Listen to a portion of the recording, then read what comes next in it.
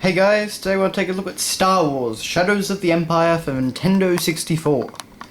Now this is actually a pretty interesting game because aside from being the first 3D Star Wars game, at least I'm pretty sure it was, aside from that, it was actually apparently what kicked off the rebirth of Star Wars. So yeah, this was kind of like a test to see if the market was interested in more Star Wars material. And of course after this we got a whole bunch of really great games, and we got the prequel films. But anyway, so it was, you know, kind of, we got some good, we got a whole lot of bad, but anyway. So this game is actually kind of one of the pivotal turning points in Star Wars history. At least from what I understand. That may be a bit exaggerated, but anyway. So on the front cover here we have some classic Star Wars iconography. So we've got the snow speeders battling the AT-ATs on Hoth, or AT-STs rather. We've got Stormtrooper there, we've got Boba Fett there, we've got the Star Destroyer and the TIE Fighters up there. We have our new villain, Prince Zizel, I think that's how you say his name. Over there we have our new main character, Dash Rendar, over here. As well as his ship, which, the Outrider I think it was. And we've also got him on a speeder bike in what I believe to be Mos Eisley and stuff like that. So lots and lots of classic Star Wars iconography on the front. And it's a pretty cool looking front cover. And of course this was made by LucasArts and was actually, I'm pretty sure anyway, a launch title for the Nintendo 64. So this was one of those titles that everyone was buying on the first day. But anyway, so on the different sides here we have the Outrider fighting against some TIE Fighters and a Star Destroyer. We have a probe droid, or a couple of them on Hoth here.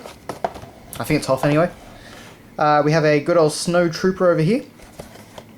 And we have some AT-STs and some Snow Speeders over there. And of course on the back we have our screenshots. And you know, for the time, this game looked pretty damn amazing. It definitely showed what the N64 could do, especially with the opening level, which was the Battle of Hoth.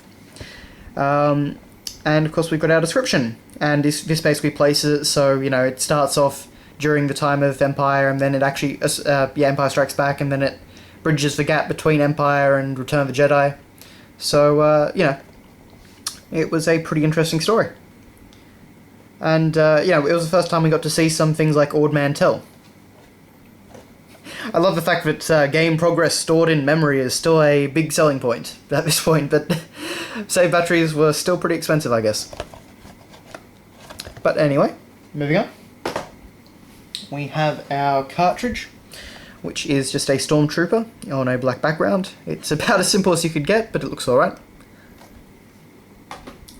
We have an exciting consumer information booklet. Yay. And we have our manual, and it's actually a pretty thick one. Of course, being an N64 manual, it is in full colour, and what it actually does, weirdly enough, is it goes through every single level of the game. So first off, we've got the normal stuff. We've got this great Hoth artwork background. We've got the Outrider, but it actually goes through each of the story parts, so this manual is actually full of spoilers for the game's story. Which, I mean, considering if you're a kid and you got this game at the shop, you know, if it was me anyway, I always read the manual while I was waiting, you know, in the car to get home and play it.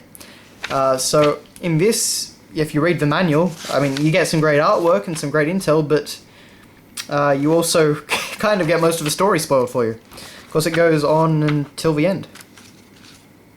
Imperial City, Zizel's Palace, we go for everything, so yeah.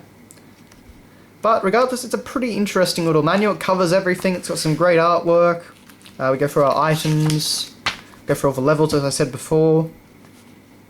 Go through all the vehicles. Yep, the Outrider, that was right.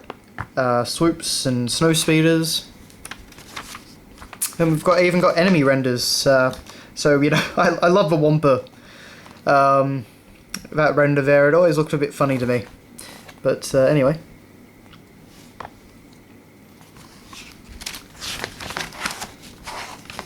And then we even actually go through most of the bosses. So, you know, And I do love this. Note, all bosses are protected by a magnetic field that disables the tracking system of the Seeker missiles. The Seeker missiles are essentially the most useful weapon in the game, because you didn't really have to aim as much. And aiming in this game could get a bit fiddly. So, the fact that I just love the fact that they actually go to the trouble of putting an explanation there of why they don't work. But anyway.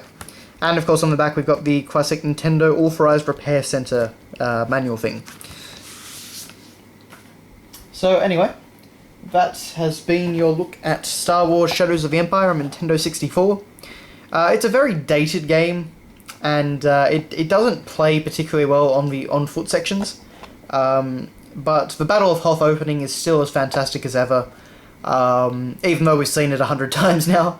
And it's still quite a fun game. It's quite nostalgic, and it's a good indicator of, you know, where all this stuff that came after this did come from originally. So if you're a Star Wars fan, I think it's definitely worth a look. So thanks a lot for watching, guys, and I'll see you later.